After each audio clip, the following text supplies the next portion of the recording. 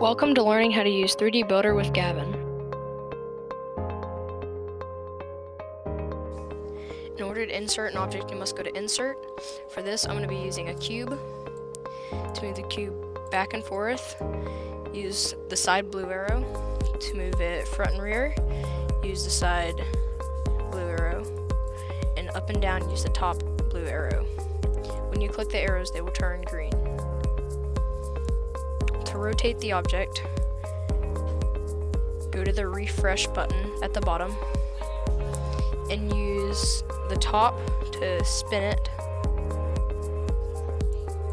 Use the side to twist it, and so on. If you go down to the box with the arrows going out, you can shrink the cube. If you want to go back, use the back arrow, and to make it smaller, use the side arrows.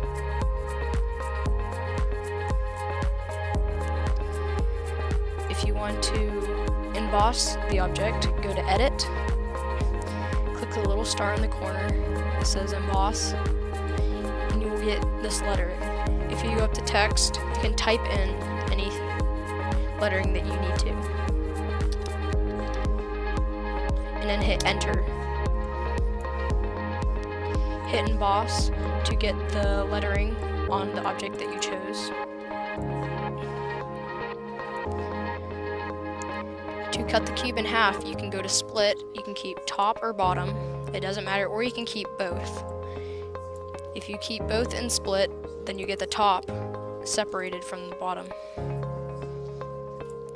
To delete, you must go to Object and hit the delete, or you can use the delete key.